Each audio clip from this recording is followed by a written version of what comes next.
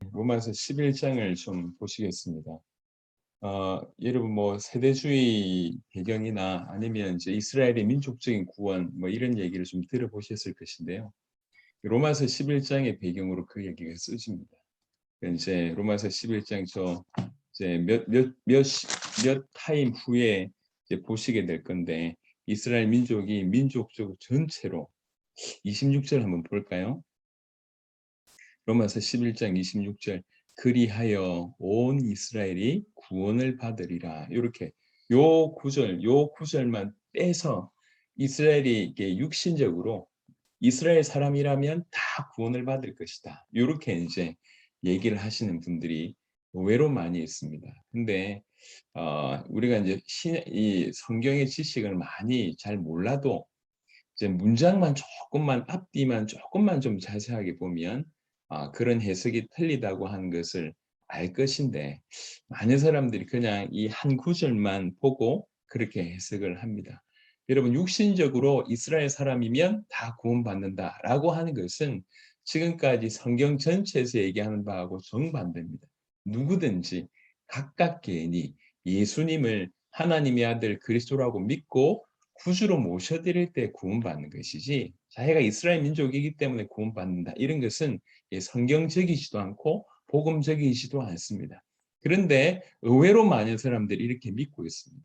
특별히 이제 세대주의와 좀 영향을 받고 있는 그래서 지금 정말 이스라엘에게만 초점 맞춰져 있는 분들이 있습니다. 그래서 이스라엘의 뭐 제3성전이 서고 뭐 미국하고 어떻게 되고 이제 성경에 나와 있는 계시록의 어떤 그런 전쟁들 쭉 얘기하면서 아주 디테일하게 풀고 요런 사실은 요런 뜻이고 요런 사건은 요런 뜻이고 요라고 얘기하면서 그쪽으로만 초점 맞춰져 있는 분들이 굉장히 많습니다. 모르는 것보다 아는 것이 좋겠죠. 하지만 성경은 그렇게 하라고 얘기를 하신 것이 아닙니다. 그래서 뭐 이제 마지막 때 일어날 일들에 대해서 우리가 참고하면 좋죠. 하지만 그것이 이런 뜻이고 저런 뜻이고 이래가지고 절기하고 연결시키고 세대하고 연결시켜서 그것만이 진리인 양 모두가 어떤 사건에 매이게 만들고 어떤 사람에 매이게 만들고라고 하는 것은 절대로 주님의 뜻이 아닙니다. 로마서 11장이 잘못 이해되고 있어서 그렇다고 하는 것이죠. 그래서 이렇게 잘못 이해되고 있는 로마서 11장을 우리는 정확하게 알고 이해해야 되겠다라고 하는 생각을 하게 됩니다. 자, 로마서 11장 지금까지 쭉 전개된 어떤 내용들을 보면 수신자들, 지금 바울이 글을 쓰지 않습니까? 수신자들의 입장에서는 이제 이렇게 생각할 수 있다는 거죠. 이스라엘이 완전 끝났네 이제. 이스라엘이 완전히 버림받았네. 라고 생각할 수가 있다는 거죠. 이스라엘이 하나님께로부터 완전히 떨어져 나갔네. 라고 생각할 수가 있다는 거죠. 사실 지금까지 이제 9장 10절에 대한 9장과 10장에 대한 내용은 뭐냐면 이스라엘의 어떤 불순종과 그리스도를 거부한 모습을 이렇게 막 드러내다 보니까 이게 이제 수신자들 입장에서는 그것만 얘기하다 보니까 이게 이제 이스라엘이 전체적으로 버린 거 아닌가 이렇게 생각할 수 있다는 거죠. 또 하나는 사도 바울이 지금까지 뭘 얘기했냐면 민족적으로 그러니까 육신적으로 이스라엘이기 때문에 구원받는다라고 한 것은 아니다라고 한 것을 계속 지금까지 얘기해 왔잖아요. 그러니까 민족이기 때문에 구원받아 이건 아니다라고 하는 것으로 계속 얘기했는데 이 받는 사람들은 그러면 그 민족은 배제됐단 말이야? 이렇게 이해할 수 있다는 거죠. 근데 이제 사도 바울이 그렇지 않다. 그래서 11장 전체는 사실 11장 1절의 이 한 질문 때문에 나와지는 답이라고 볼 수가 있습니다. 그러므로 내가 말하노니 하나님이 자기 백성을 버리셨느냐? 이게 이제 11장 1절의 질문이고 11장 전체는 이것에 대한 답이라고 하는 것입니다. 하나님이 자기 백성을 버리셨느냐? 그럴 수 없느니라 라고 얘기하면서 특별히 1장 오늘 11장 1절부터 10절까지를 볼 것인데요. 이것에 대해서 크게 세 가지 구도로 얘기하는데 일단 그럴 수 없다라고 얘기하면서 1절과 2절은 자기의 케이스를 들어서 얘기합니다. 바울의 케이스를 들어서 얘기하고요. 그 다음에 2장 후반절부터 6절까지는 이제 남은 자 교리를 가지고 설명합니다. 구약에 있어서 최고의 그 사상 중에 아주 면면하게 흐르고 있는 것이 남은 자 사상이고요. 그리고 7절부터 10절은 하나님의 선택에 관한 얘기를 하면서 하나님께서 이스라엘 백성을 다 버리셨냐? 전체적으로 버리셨냐? 그럴 수 없다라고 하는 답을 일단 10절까지 내고요. 나머지 또 11절부터 30 그 마지막 장까지 또 다른 어떤 형태로 진행되는데 그 모든 것이 바로 1절에 대한 답이라고 볼 수가 있습니다. 먼저는 1절 후반절에 그러므로 내가 말하노니 하나님이 자기 백성을 버리셨느냐 그럴 수 없느니라 라고 얘기하면서 나도 이스라엘이니요 아브라함의 씨에서 난 자요 베냐민 지파라. 그러니까 이스라엘을 전체적으로 버리셨다고 하면 난 어떻게 되는데 나도 이스라엘 사람인데 나도 아브라함의 씨에서 난 자고 나도 베냐민 지파인데 그럴 수 없다. 나 봐라. 나를 봐서라도 그런 일은 있을 수 없다. 이렇게 지금 얘기를 하는 겁니다. 보시면 여러분 이제 사도 바울이 이제 자기 한 명을 통해서 이스라엘을 설명을 하는데 내가 그래도 이제 구원받았으니까 이스라엘을 전체적으로 배제한 것이 아니다. 요 말도 맞지만 사도 바울의 모습이 사실은 이스라엘 모습을 축약했다고 볼 수가 있습니다. 무슨 말이냐면 사도 바울은 누가 보더라도 결사적으로 예수님을 믿는 걸 반대했던 인물이지 않습니까?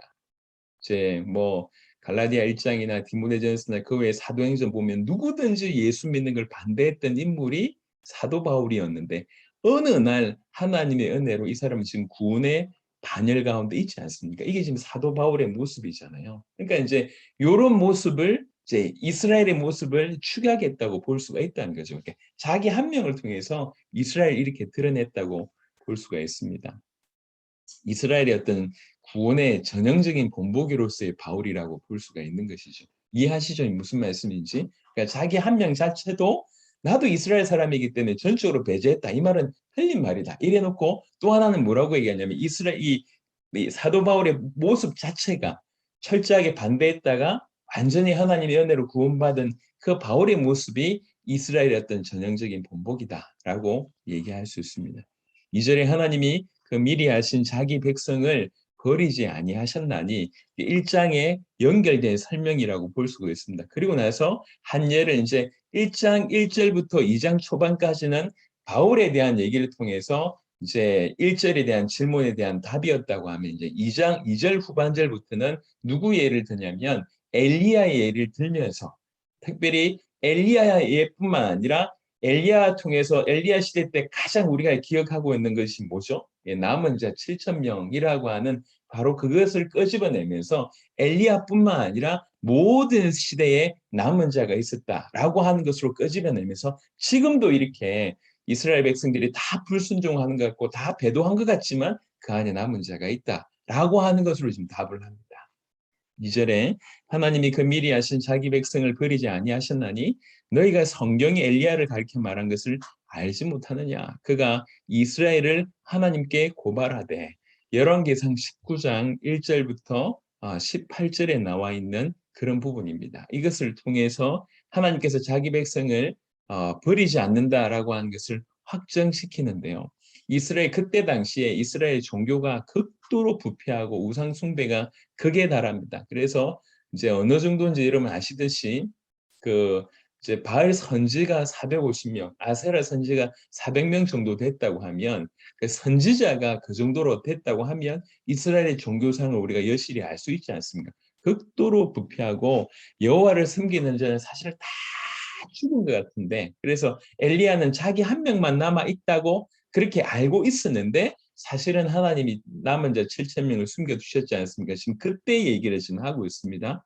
3절에 주여 그들이 주의 선지자들을 죽였으며 주의 제단을 흘러버렸고 나만 남았는데 내 목숨도 찾나이다. 이게 이제 알듯이 엘리야가 우리 하나님께 기도했던 그 기도 내용입니다. 열왕기상 19장 10절과 14절 그대로 이제 차용했는데요. 사실 엘리야가 이런 말을 하는 이유가 뭐죠? 어떤 의미가 있는 거죠? 주의 선지자들을 죽였고 주의 제단들을 흘러버렸고 나만 남았는데 내 목숨만 찾나이다. 이렇게 그냥 보고하는 겁니까? 보고가 아닙니다. 이 말의 숨은 의미는 뭐냐면 이런 사정인데 왜 하나님 가만히 계십니까? 그 얘기입니다. 하나님께서 왜 이 백성에게 아무 일도 안 하십니까? 하나님의 정의로 이 백성들에게 버려야 되지 않겠습니까? 그런 의미로 2장 후반에 고발하다 이런 뜻이에요. 하나님 왜 참으십니까? 왜 벌하지 않으십니까? 그리고 나서 이제 엘리야는 철저하게 이제 자기 혼자밖에 안 남았다고 생각을 한 거죠. 이게 엘리야의 잘못된 판단입니다. 지금 사도 바울은 그걸 끄집어내서 얘기하는 겁니다. 끄집어서 얘기하면서 엘리야 시대와 자기 시대가 거의 유사한 것을 얘기하고 또 반대로 엘리야는 정확하게 알지 못했지만 자기는 정확하게 알고 있다는 거예요. 나만 남은 게 아니다라고 하는 것을 알고 있다는 얘기입니다. 즉, 이 시대에도 남은 자가 있다라고 하는 얘기를 이렇게 얘기합니다. 시대는 비슷하다. 엘리야 시대와 지금 이 시대는 비슷하지만 엘리야는 정확하게 몰랐고 나는 그런 실수를 하지 않는다. 이 얘기입니다. 엘리야는 나만 남았다고 생각했지만 사실은 숨겨둔 7천 명 있지 않았냐? 지금도 마찬가지다. 이 얘기를 지금 사도 바울이 하고 있습니다. 그래서 나도 많은 구원받은 자들, 남은 자들 중에 한 명일 뿐이다라고 하는 것을 배경으로 깔고 얘기하고 있습니다. 4절에 그에게 하신 대답이 무엇이냐? 내가 나를 위하여 바알에게 무릎을 꿇지 아니한 사람 7천 명을 남겨두었다라고 얘기하고 있습니다. 여기 7천 명은 문자 그대로 숫자 7천 명일 수도 있고요. 또 이 7이라고 하는 것이 완전수를 의미하지 않습니까? 그러니까 엘리야 시대에 구원받은 모든 성도들의 총합이라고도 이해할 수가 있겠습니다. 무슨 말을 하고 있냐면 정말 민족 대부분이 배교자가 되었지만 그럼에도 불구하고 하나님께서 남은 자를 두셨다 얘기합니다. 모든 사람들이 배교한 것 같고 모든 사람들이 이제 이렇게 배도한 것 같은데 그럼에도 불구하고 하나님께서는 그 안에 그 배도한 것 같은 그 민족 안에 남은 자를 두셨다. 그래서 결론으로 그런즉 이와 같이 지금도 은혜로 택하심을 따라 남은 자가 있느니라. 여러분 남은 자는 어떻게 남은 자가 됩니까? 본인이 노력한다고 남은 자 됩니까? 행위를 지킨다고 남은 자가 됩니까? 아닙니다. 남은 자가 되는 유일한 조건은 하나밖에 없습니다. 은혜로 택하심을 따라. 이게 남은 자의 조건. 하나님께서 그를 남겨두실 때 하나님이 택하셨기 때문에 그가 남은 자로 있는 겁니다. 그 택하심은 전적으로 주권적인 하나님의 은혜로 택하신 것입니다. 그래서 은혜로 택하심을 따라 그래서 하나님이 은혜로 택하셨다고 할 때 그 어떤 분위기와 어떤 상황이나 어떤 조건에 상관없이 그는 남은 자로 존재할 수 있다는 겁니다. 모든 민족이 배도하는 상황에도 여러분 앞으로 우리 신앙생활은 이런 것을 기준으로 살아야 될 것이라고 생각합니다. 왜 그러냐면 앞으로는 지금 분위기가 우리가 좀 이렇게 기독교인으로 살게 좀 뭐 어린애 말로 얘기하면 좀 쎄한다는 걸 느끼잖아요. 뭔가 쎄하다는 느끼지 않습니까? 이게 나아질 것 같습니까? 물론 기독교인이 소리를 내야 될 것입니다. 하지만 전체적으로 예수 믿는 것이 굉장히 어리석게 보이는 그런 문화로 그런 환경으로 갈 것입니다. 그런 환경으로. 그게 성경 그대로입니다. 전 세계가 들고 일어날 겁니다. 모든 종교가 연합할 거고 모든 나라가 연합할 거고 모든 민족이 연합해서 결국 누구를 공격하냐면 예수 믿는 자를 진실로 예수 믿는 자를 공격하는 때로 점점 가게 될 것입니다. 그러니까 지금 예수님 때 그랬고 지금 바울의 때도 그랬고 엘리야 때도 그랬고 이사야 때도 그랬습니다. 그게 성경에서 우리에게 보여주는 바입니다. 그래서 우리의 신앙은 이런 절대적인 기준으로 가야 된다고 하는 것입니다. 모든 사람들이 반대하더라. 모든 사람들이 손가락질 하더라도 무너지지 않을 뿐만 아니라 자기 신앙을 지킬 수 있을 뿐만 아니라 그 상황 속에서도 도와줄 수 있는 오늘 이제 어떤 특별한 만남 때문에 오전에 제암리 교회 좀 다녀왔습니다. 왜 일제 그 제암리 사람들을 이제 15살 이상의 남자들 교회당에 다 모아놓고 거기서 총 쏘아서 죽이고 불태워서 죽였던 그런 사건이 있었던 곳이에요. 이제 뭐 얼떨결에 이제 딸려가지고 저 그걸 좀 보고 왔는데 제가 그런 거 별로 안 좋아하는데 제가 박물관 이런 거 별로 안 좋아하거든요. 공차고 노는 거 좋지 박물관 가서 일 돌아오는 게 잘 안 좋아하는데 좋아하시는 분이 저를 끌고 가는 바람에 거기 가서 가만히 보면서 참 생각을 많이 하게 됐습니다. 짧은 시간이지만 그렇지 신앙이라고 하는 것이 상황은 바뀔 수가 있지만 신앙은 바뀌면 안 될 거 아닙니까? 또 하나는 우리가 지금 모든 사람이 잘 믿어요. 이래가지고 이제 좀 칭찬받는 어떤 그런 잘 믿으면 칭찬받는 시대에 사는 경우들이 많은데 우리는 그것이 기준이 아닙니다. 모두가 반대할 때, 모두가 배도할 때, 모두가 우상 숭배할 때, 모두가 예수 믿는 것이 어리석다고 비난할 때, 모든 사람이 손가락질 할 때, 그럼에도 불구하고 그 자리를 지켜내며 자기 신앙을 유지할 뿐만 아니라 그 상황 속에서도 복음 전할 수 있는 것. 여러분 사도 바울의 인생이 그렇잖아요. 붙들려 가면서 소요가 탁 일어나가지고 이렇게 사람을 죽이려 막 덤벼들 때 천부장이 맞고 끌고 가고 있는데 그 올라가고 있는 그 계단에서 내가 좀 말 좀 하게 해달라. 그래서 군인들이 보호 앞에 자기를 죽이려고 하는 사람들한테 메시지를 전하지 않습니까? 이게 어떤 신앙이라고 볼 수가 있습니다. 그래서 정말 우리가 요 기준으로 살아야 되겠다. 그런 의미로서 그런 자가 딴 게 아니라 남은 자라고 하는 겁니다. 남은 자. 그러니까 그 남은 자는 우리 기준이 아니라 은혜로 택하심에 따라 되는 것입니다. 그래서 성경에 보면 그냥 단순히 누가 남았다 이 얘기가 아닙니다. 그 남은 자가 의미하는 바는 뭐냐면 모든 사람들이 배도하는 상황 가운데도 남아있는 자를 얘기하는 겁니다.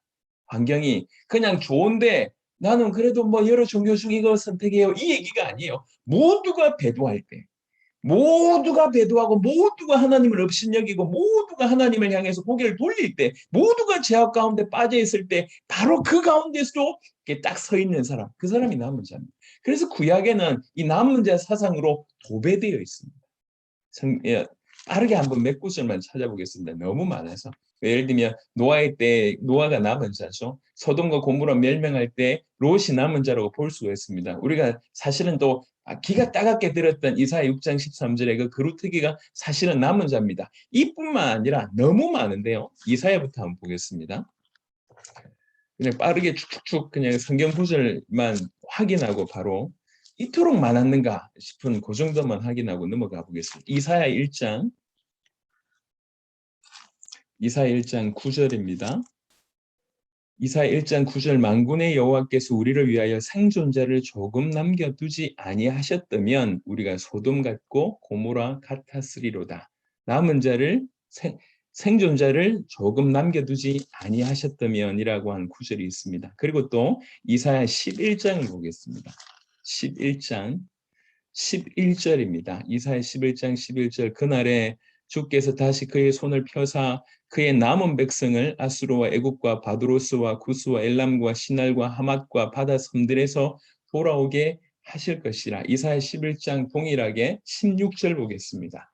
그의 남아있는 백성 곧 아수르에서 남은 자들을 위하여 큰 길이 있게 하시되 이스라엘이 애굽 땅에서 나오던 날과 같게 하시리라. 계속 남은 자라고 하는 구절들이 계속 연이어집니다. 예레미야를 잠시 보겠습니다. 예레미야 23장 예레미야 23장 3절입니다. 내가 내 양떼에 남은 것을 그 몰려갔던 모든 지방에서 모아 다시 그 우리로 돌아오게 하리니 그들의 생육이 번성할 것이며. 예레미야 23장 3절에도 그랬고요. 31장 예레미야 31장 7절입니다. 7절 31장 7절 여호와께서 이와 같이 말씀하시니라. 너희는 여러 민족의 앞에 서서 야곱을 위하여 기뻐 외치며 너희는 전파하며 찬양하며 말하라. 여호와여 주의 백성 이스라엘의 남은 자를 구원하소서 하라. 이렇게 되어 있습니다. 자, 많지만 우리 그 선지서 소선지서 가운데 한 대여섯 구절만 보겠습니다. 그 유명한 요엘서부터 보겠습니다. 요엘서 2장 32절. 32절은 앞부분은 너무 유명합니다. 하지만 뒷부분 또한 굉장히 중요합니다. 요엘서 2장 32절에 누구든지 여호와의 이름을 부르는 자는 구원을 얻으리니 이는 나 여호와의 말대로 시온산과 예루살렘에서 피할 자가 있을 것이며 남은 자 중에 나 여호와의 부름을 받을 자가 있을 것이니라. 앞에 부분은 너무 잘 아는 부분인데 동일한 구절에 남은 자에 대한 메시지가 있습니다. 아모스를 보겠습니다. 요엘서 바로 다음에 아모스 5장 15절입니다. 아모스 5장 15절 너희는 악을 미워하고 선을 사랑하며 성문에서 정의를 세울지어다. 만군의 하나님 여호와께서 혹시 요셉의 남은 자를 불쌍히 여기시리라. 미가서를 보겠습니다. 미가서 2장을 보겠습니다. 미가서 2장 12절 2장 12절 야곱아 내가 반드시 너희 무리를 다 모으며 내가 반드시 이스라엘의 남은 자를 모으고 그들을 한 처소에 두기를 보스라 양떼같이 하며 초장에 양떼같이 하리니 사람들이 크게 뜯을 것이며. 자, 미가서 4장 보겠습니다. 4장 6절 7절입니다. 4장 6절 7절 여호와께서 말씀하시되 그날에는 내가 저는 자를 모으며 쫓겨난 자와 내가 환난받게 한 자를 모아 발을 저는 자는 남은 백성이 되게 하며 멀리 쫓겨났던 자들이 강한 나라가 되게 하고 나 여호와가 시온산에서 이제부터 영원까지 그들을 다스리리라 하셨나니. 계속 남은 자의 메시지가 있습니다. 7장 보겠습니다. 이가서 7장 18절 주와 같은 신이 어디 있나이까 주께서는 죄악과 그 기업의 남은 자의 허물을 사유하시며 인애를 기뻐하심으로 진노를 오래 품지 아니하시나이다. 마지막으로 스바냐를 보겠습니다. 스바냐 3장입니다. 스바냐 3장 13절입니다. 스바냐 3장 13절 이스라엘의 남은 자는 악을 행하지 아니하며 거짓을 말하지 아니하며 입에 거짓된 혀가 없으며 먹고 누울지라도 그들을 두렵게 할 자가 없으리라.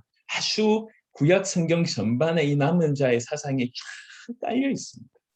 예. 이 남은 자라고 하면 아까 얘기했듯이 여러 세파에도 여전히 주님을 바라보는 자고 주님의 사람입니다. 그래서 이 남은 자는 절대로 본인의 어떤 성격이나 아니면 본인의 어떤 행위로 그 남은 자의 대열에 설 수 있는 것이 아닙니다. 이 남은 자는 그때나 지금이나 바울의 때나 이사야 때나 그 어떤 때라도 은혜로 택하심을 따라 남은 자가 반드시 바로 그 자가 남은 자라고 얘기합니다. 지금 사도 바울은 여전히 이 시대에도 어두운 것 같고 전 이스라엘이 하나님의 큰 구원에서 배제된 것 같지만 그럼에도 불구하고 그 안에 하나님의 택하심을 따라 남은 자가 있다고 명확하게 선언하고 있습니다. 하나님께서 저와 여러분들에게 은혜를 주셔서 바로 이 대열에 우리를 세우셨는 줄 믿습니다. 자, 6절 만일 은혜로 된 것이면 행위로 말미암지 않음이니 당연한 얘기죠. 은혜로 된 것이라면 행위로 말미암지 않음이니 만일 행위로 우리가 구원받는다고 얘기하면 있을 수 없습니다. 그리고 행위로 구원받아야 된다고 얘기하면 이거는 완전히 반복음적이라고 볼 수가 있습니다.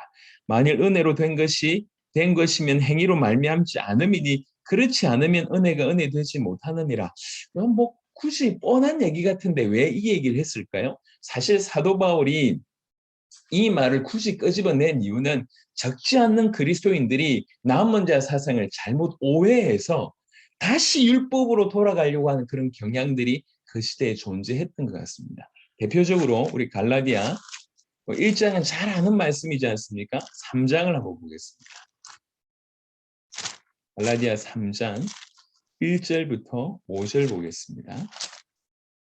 어리석도다 갈라디아 사람들아 예수 그리스도께서 십자가에 못 박히신 것이 너희 눈앞에 밝히 보이거늘 누가 너희를 꾀드냐 내가 너희에게서 다만 이것을 알려 하노니 너희가 성령을 받은 것이 율법의 행위로냐 혹은 듣고 믿음으로냐 너희가 이같이 어리석으냐 성령으로 시작하였다가 이제는 육체로 마치겠느냐 너희가 이같이 많은 괴로움을 헛되이 받았느냐 과연 헛되냐 너희에게 성령을 주시고 너희 가운데서 능력을 행하신 이의 일이 율법의 행위에서냐 혹은 듣고 믿음에서냐 무슨 말입니까? 다시 율법으로 구원받고자 하는 율법의 어떤 행위를 어떤 주장하고자 하는 쪽으로 돌아갑니다. 이런 일이 교회 내에서 꽤나 많았던 것 같습니다. 그래서 사실 만일 은혜로 된 것이면 행위로 말미암지 않으니 그렇지 않으면 은혜가 은혜 되지 못하느니라. 이 얘기는 굳이 할 얘기가 아닙니다. 그냥 다 이해하는 얘기잖아요. 그럼에도 불구하고 굳이 이 질문을 던지니 이렇게 얘기한 이유는 그 시대의 어떤 그 상황 때문에 라고 볼 수가 있습니다. 자, 그리고 6절까지는 1절에 대한 질문, 이스라엘이 그럼 전체적으로 배제됐냐라고 얘기할 때 아니다라고 얘기해놓고 1절과 2절은 바울 자신의 얘기를 통해서 나 봐라, 나도 이스라엘인데 그러면 전체적으로 배제됐다고 하면 나도 배제된 거 아니냐. 근데 내가 지금 구원받았다고 얘기한 것은 전체적으로 배제됐다는 것이 아니다라고 한 얘기 아니냐. 이렇게 이제 1절과 2절을 통해서 자기에 대한 얘기를 하고요. 그리고 나서 2절 후반절부터 6절까지는 남은 자, 구약에서부터 지금까지 와 있는 이 남은 자 사상에 대한 얘기를 길게 풀면서 어느 시대나 하나님의 은혜로 택하심을 따라 되는 남은 자가 있지 않았냐. 엘리야 시대 봐라. 그러지 않았냐. 지금도 그렇다라고 얘기합니다. 그리고 7절부터 10절은 이제 다른 각도로 보기 시작합니다. 지금은 남은 자를 봤다고 하면 7절부터 10절은 반대편에 구원받지 못한 다수의 무리에 대한 얘기를 하기 시작을 합니다. 7절 그런 적 어떠하냐. 이스라엘이 구하는 그것을 얻지 못하고 오직 택하심을 입은 자가 얻었고 그 남은 자들은 우둔하여졌느니라. 세 가지 문장이 그런즉 어떠하냐 해놓고 세 가지 문장이 이어집니다. 이스라엘이 구하는 그것을 얻지 못하고 이스라엘은 계속 추구했습니다. 여기서 구하다라고 하는 단어는 헬라어로 보면 지속적으로 반복적으로 열정적으로 추구함을 뜻합니다. 뭘 추구했습니까? 이스라엘이 구원을 추구했습니다. 뭘로요? 율법의 행위로. 율법의 행위로 의를 얻을 수 있으려고 지속적으로 반복적으로 열심히 했지만 결국 이스라엘은 얻지 못했다. 행위를 통한 칭의에 실패했다. 매우 열정적이고 반복적으로 추구했지만 그들은 얻지 못했다라고 얘기를 합니다. 그리고 나서 오직 얻은 사람은 누구냐? 오직 택하심을 입은 자가 얻었다. 이게 단순한 문장이지만 아주 진리입니다. 누가 참된 의롭게 되는 참된 구원을 얻을 수가 있냐? 택하심을 받은 자가 얻을 수가 있다는 거죠. 그래서 참 감사한 것 같아요. 우리가 지금 이 자리에서 하나님의 참된 구원을 받은 게 우리의 근거가 아니라 하나님의 택하심이었다고 하면 그것 자체가 얼마나 힘이 되냐는 거죠. 그 말은 절대로 변개될 수 없다는 얘기잖아요. 우리의 행위로서 출발이 우리라고 하면 끝은 우리가 기대할 수가 없습니다. 우리가 얼마나 많이 왔다 갔다 합니까? 정신 못 차리고 좌로나 우로나 위로나 아래로나 정신없이 기준이 우리 자신이라고 하면 우리의 미래는 절대로 확신할 수가 없습니다. 그런데 기준이 우리가 아니에요. 하나님의 택하심으로 말미암아 그 택하심을 입어서 우리가 구원을 얻었다고 하면 의롭다 함을 여김을 받았다고 하면 이건 영원토록 보장됐다고 볼 수가 있는 겁니다. 그래서 진실로 구원을 알면 알수록 주님의 주신 은혜를 알면 알수록 감사할 수밖에 없다고 얘기하는 것입니다. 오직 택하심을 입은 자가 얻었고 그리고 그 남은 자들 이제 7절부터 하고자 하는 얘기가 요 얘기입니다. 그 남은 자들은 우둔하여졌느니라. 이전에는 완악하여졌다 이렇게 표현하는데요. 이제 우둔하여졌다, 완악하여졌다. 뭐 우리말은 그렇지만 헬라어로 보면 이게 어떤 뜻이냐면 에프로데산이라고 하는 단어입니다. 에프로데산. 이 에프로데산이라고 하는 단어는 포로라고 하는 단어에서 나온 겁니다. 이게 이제 기본형인데 포로라고 하는 이 단어는 두꺼운 가죽으로 가리다는 뜻입니다. 두꺼운 가죽으로 가리다.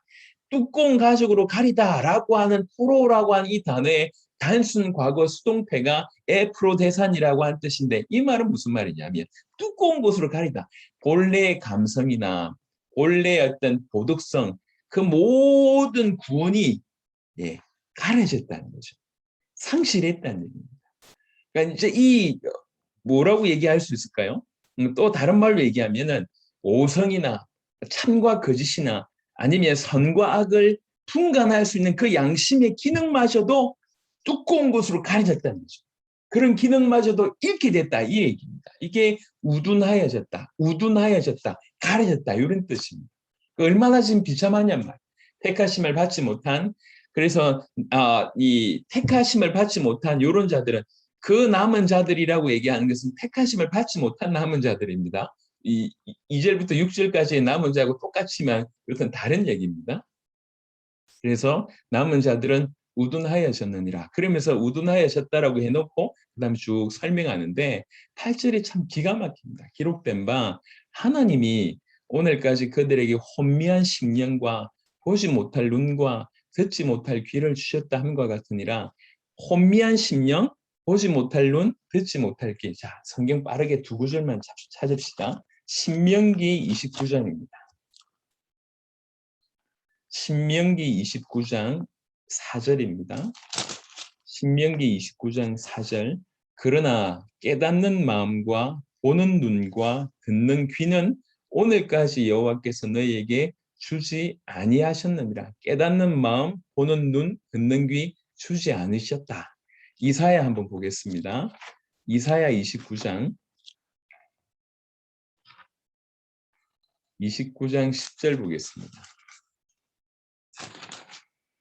이사야 29장 10절 대저 여호와께서 깊이 잠들게 하는 영을 너희에게 부어주사 너희의 눈을 감기셨음이니 그가 선지자들과 너희의 지도자인 선견자들을 덮으셨습니다. 이렇게 되어 있습니다. 그러니까 요 신명기 29장 4절, 이사야 29장 10절에 해당하는 그 구절을 지금 인용하고 있고요. 사실은 이 인용이 마태복음 13장, 마가복음 4장, 누가복음 8장, 요한복음 12장에 되어 있습니다. 우리 사복음서에서 자주 봤던 얘기지 않습니까? 뭘 얘기하고 있냐면 신명기는 지금 모세가 한 메시지고요. 그다음에 이사야는 이사야가 얘기하는데, 그러니까 모세 시대와 이사야 시대도 이스라엘이 강팍했던 것처럼 지금 바울이 전하고 있는 복음 전하고 있는 이 시대도 여전히 그들과 동일하다. 이렇게 지금 얘기하고 있습니다.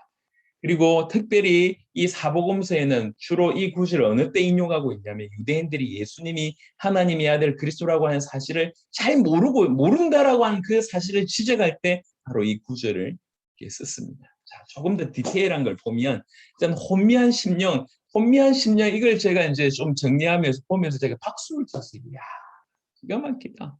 어떻게 성경의 단어 하나를 선택할 때 이런 단어냐? 자, 혼미한 심령이라고 얘기할 때 혼미하다라고 하는 이 단어가 굉장히 예사롭지 않습니다. 혼미한, 원래 헬라어로 얘기하면 카타뉴세우스라고 하는 단어입니다. 모르셔도 돼요. 그냥 의미만 아시면 됩니다. 카타뉴세우스라고 하는 단어가 혼미한이라고 하는 단어인데요. 이 단어는 원래 카타뉴스라고 하는 단어에서 나온 겁니다. 카타뉴스라고 하는 단어가 뭐냐면 찌르다라고 하는 뜻이에요. 찌르다. 아니, 혼미한이라고 하는 단어가 찌르다에서 나왔어요. 이게 무슨 말이냐면 이런 겁니다. 여러분, 처음에 기타 쳐볼 때 이렇게 손가락 좀 쳐보시면 압니다. 처음에 굉장히 아프잖아요. 그러다가 이제 이렇게 많이 치보면 이렇게 껍데기 벗겨지고 또 막 이렇게 하다가 또 껍데기 벗겨지고 막 하다가 껍데기 벗겨지면 나중에 어떻게 됩니까? 단단하게 굳어지지 않습니까? 그 다음엔 안 아프잖아요. 자, 보세요.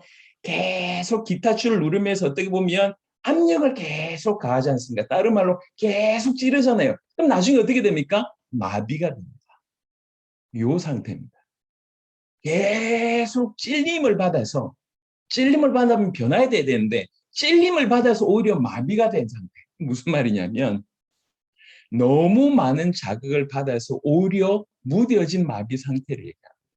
즉 이걸 이스라엘에 적용해 보면 하나님의 말씀을 많이 알고 있고 하나님의 말씀에 끊임없이 많은 자극을 받았는데, 그러면 올바로 인도를 받아야 될 거 아니에요. 그 많은 자극을 받아놓고 오히려 더 마비된 상태. 이게 혼미한 심령. 이 말씀을 정리하면서 기가 막, 야, 어떻게 이런 단어를 썼었나, 그 의미를 보니까. 여러분, 너무 많이 하나님 말씀을 알고 너무 많이 찔리고 은혜를 받고 눈물 콧물 다 쏟고 막 하는데 이게 어느 순간 더 부드러우신 게 아니라 더 마비가 돼서 더 무뎌진 상태. 이게 혼미한 심령입니다. 무섭습니다. 그래서 교회를 오래 다니면서 적지 않은, 그래서 우리 교인이 이렇게 성경을 텍스트로 우리에게 허락하신 것이 너무 기가 막혀요. 특별히 이스라엘 백성은 오늘날 교회당 안에 있는 자의 어떤 모습을 대변한다고 볼 수 있거든요. 기가 막힙니다. 하나님의 말씀을 이렇게 많이 알고 이렇게 많이 읽고 이렇게 많이 찔림을 받고 이렇게 많이 막 부딪혔는데 결국 그것이 우리를 더욱 성장시키는 쪽으로 가지 않고 오히려 이것이 나도 해봤어. 이렇게 되면 나도 한때 우리가 뭐 철없을 때 내가 뭐 이렇게 나도 모든 걸 올인하면서 해봤는데 이런 거 있잖아요. 특별히 이제 청년 때 앞뒤 가리지 않고 열심히 뛰어봤던 분들 이제 결혼하고 아이 낳고 뭐 돌아봐야 될 걸 막 이렇게 많이 하시게 됐을 때 참 많이 고민이 되지 않습니까? 이제는 돌아보지 않고 올인했는데 이제 자꾸 돌아보게 돼. 눈에 뭐가 밟혀. 이것도 밟히고 저것도 밟히고. 근데 이러지도 못하고 저러지도 못하고. 그 수많은 찔림이 결국 마비되게 만드는 그게 혼미한 심령입니다. 말씀을 준비하면서 이야, 기가 막히구나. 어떻게 그렇게 찔린 게 그렇게 마비로 연결될 수 있을까? 이게 혼미한 심령입니다. 혼미한 심령과 보지 못할 눈과 듣지 못할 귀, 다 영적인 부분을 얘기합니다. 혼미한 심령 하나로 다 정리를 할 수 있는 부분이라서 혼미한 심령과 보지 못할 눈과 듣지 못할 귀를, 자, 여기서 또 숨어 있는 게 뭐냐면 기록된 바 하나님이 해놓고 가로를 치세요. 오늘까지 쭉쭉쭉쭉 가로를 딱 치고 그 다음에 주셨다. 하나님이 주셨다. 이게 기가 막힌 겁니다. 하나님이 허락하셨다. 이게 그들이 그렇게 된 것에 하나님의 놀라운 섭리가 있다는 것입니다. 구절에 또 다윗이 이르되 더 나아가서 또 다윗이 이르되 그들의 밥상이 올무와 득과 그치는 것과 봉이 되게 하시고. 여러분 이 말은 또 무슨 말입니까? 제가 로마서를 자주 봤거든요. 여러분들 지금 수십 번씩 보고 있지 않습니까? 그들의 밥상이 올무와 득과 그치는 것과 봉이 되게 하시오. 이게 무슨 말일까요? 여러분 밥상이라고 얘기할 때는 밥은 생명을 뜻하지 않습니까? 밥상은 생명과 직결됩니다. 근데 그들의 밥상이라고 하는 것은 하나님이 그들에게 주신 밥상이라는 거죠. 유대인들에게 주신 밥상이라는 겁니다. 밥상은 뭐와 직결되냐면 구원과 직결된다고 볼 수 있습니다. 생명과 직결된다고 볼 수가 있습니다. 그들에게 준 구원과 직결되는 밥상, 누굴 얘기합니까? 구원을 주실 수 있는 그리스도 예수를 뜻하는 거예요. 그들에게 구원을 주시기 위해서 그리스도 예수를 밥상을 줬는데, 여러분 예수님은 생명의 떡이라고 얘기하셨고, 그리고 그들에게서 나셨습니다. 유대인으로 출생하셨습니다. 그들에게 주어진 그들을 구원시킬 수 있는 유일한 밥상이 됩니다. 그런데 그것을 그들 찾잖아요. 완전히 거부했지 않습니까? 그걸 거절했지 않습니까? 그래서 오히려 그 밥상이 그들에게 올무가 되고 덫이 되고 거치는 것이 되고 그것 자체가 보응이 되는 것입니다. 물론 거절했기 때문에 영원한 지옥을 가는 그런 벌을 받는다, 그 말도 맞지만 거절한 그 자체가 하나님이 내버려 두셨다고 하는 증거 아닙니까? 그게 보응이라는 거예요. 그들의 밥상이 그렇게 됐다는 겁니다. 그들의 눈은 흐려보지 못하고 그들의 등은 항상 굳게 하옵소서 하였느니라. 그들 요 9절과 10절은 시편 69편인데요. 한번 보겠습니다. 시편 69편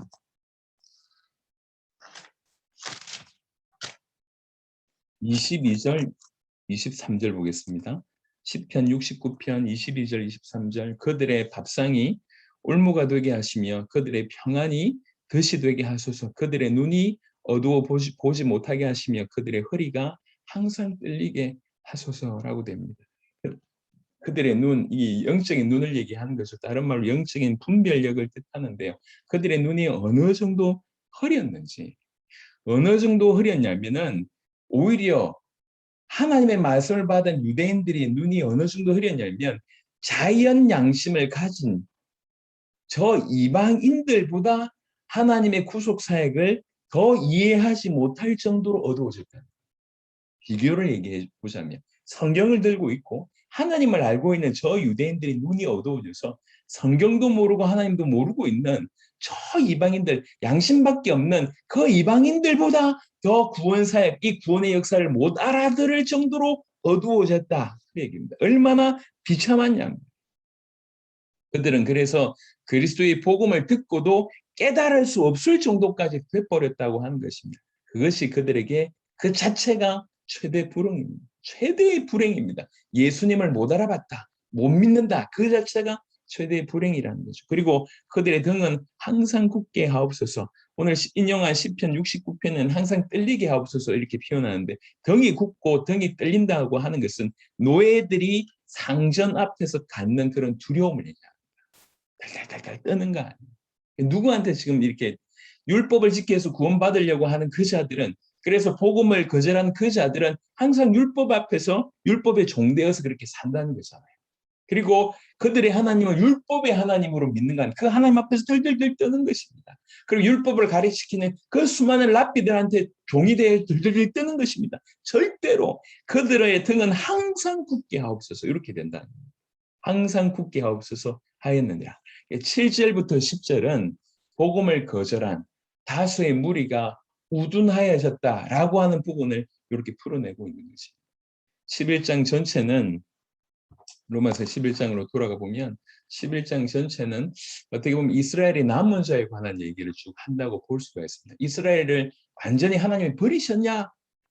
내가 말하노니 하나님의 자기 백성을 버리셨냐? 요 얘기를 실제로 그렇게 오해할 수 있으니까 요 질문을 던져놓고 아주 디테일하게 얘기합니다. 그렇지 않다. 나를 선택하신 거 봐라. 나도 이스라엘인데 그렇지 않다. 지금까지 우리 구약 역사상 쭉 보면 알겠지만 항상 남은 자 사상이 있지 않았냐. 지금도 이 시대도 남은 자가 있다. 그 남은 자는 은혜로 택하심을 따라 되는 것이다.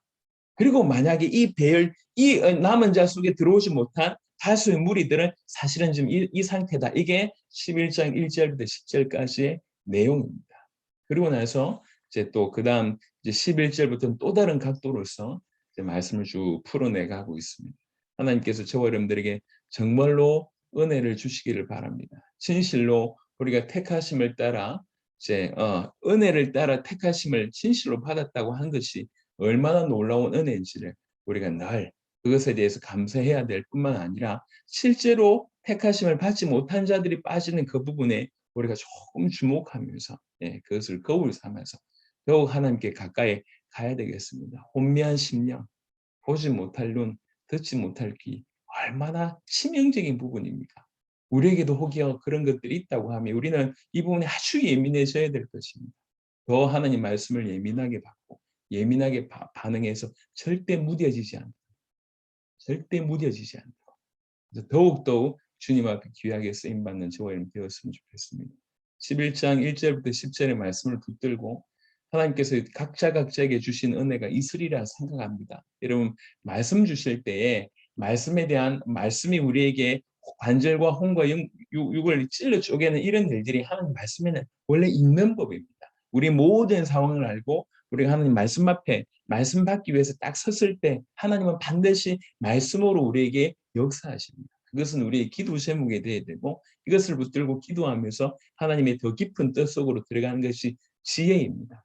그러니까 말씀하신 오늘 정리한 설교자가 정리한 그 모든 곳에 뭐 이렇게 은혜가 있거나 아니면 그 이렇게 전하는 뉘앙스 안에서 아니면 한 단어 안에서 아니면 메시지 듣는 중에 생각나는 이런 것들 중에서 하나님의 역사가 맞다고 하는 그런 것들 다 정리해서 기도로 우리가 끌고 들어가야 되겠다 생각합니다.